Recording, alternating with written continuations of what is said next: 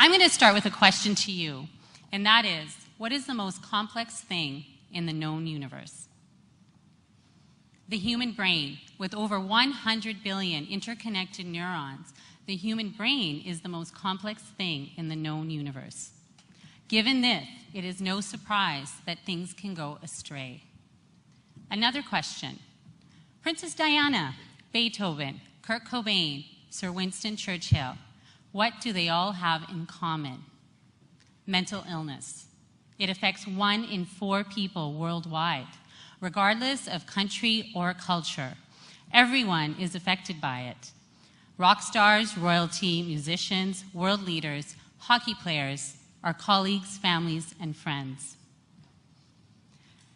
Throughout history, some of the world's greatest minds have been affected by it, and in fact, we often think there's a link between genius and mental illness.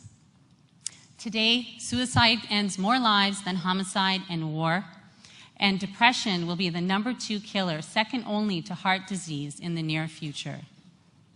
So why are mental health issues on the rise? Well, our lives are becoming more stressful, with never-ending pressures, and little or no time.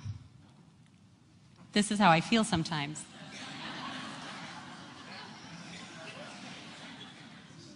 Now, there's good news, and the good news is that there are solutions, and that's what I'd like to leave you with tonight.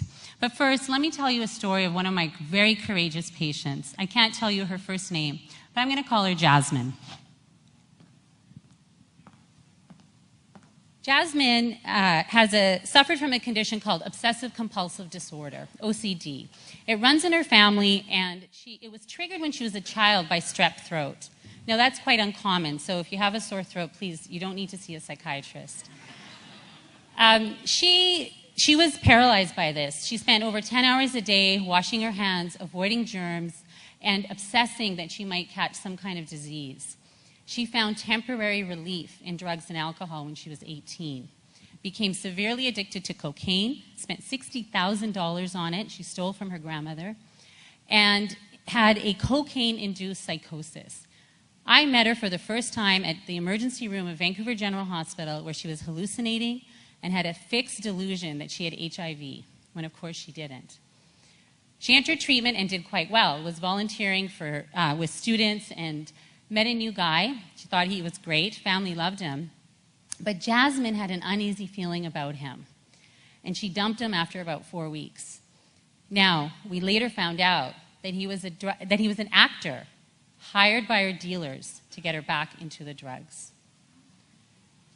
Was that instinct?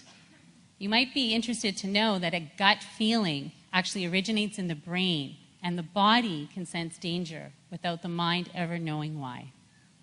I encourage Jasmine to tap into that intuition through meditation, and that with therapy for her addiction and medication for her OCD, she now doesn't just survive, she thrives, and she's still looking for that actor. In my 15 years of being a doctor, I truly believe in the treatments, the medications that I prescribe every day. However, I now know that most of what we need to keep us healthy occurs in our daily lives. And whatever your belief system, whoever you believe created the human being, whether it's God, science, Mother Nature, or the universe, consider this, that the things we need to be healthy are built into our natural world, and that we have cues and clues all around us. The truly amazing thing is really something that we all know is true, and that is we feel most uplifted when we give to each other and to our community. What sages and saints have told us throughout history, we can now see in the human mind, that giving is good for our soul. Oops. Slide. What I wanted to say is that there are those cues in nature that are all around us actually can be experienced in our daily lives. And these are some of the things that work as well as antidepressants. So exercising 20 minutes a day, 3 times a week, and positive socialization, outdoor sunlight. Now, positive socialization is when you have a social interaction, you leave feeling better, not worse. So you want to book your coffee dates with Oprah, not Snooki, or nobody from a reality show. Okay. All right, so getting back to giving. Next slide. Getting back to giving is what saints and sages told us was that giving feels good for our soul. And we now know that it is good for our brain. So let's talk about the neuroscience of giving for a moment.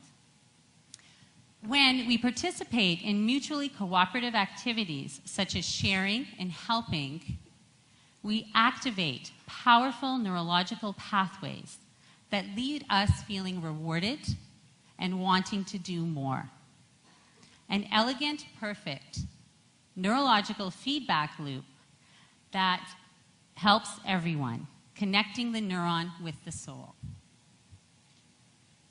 This is sophisticated science that has proved a timeless truth, that by giving, we actually have an enhanced sense of well-being.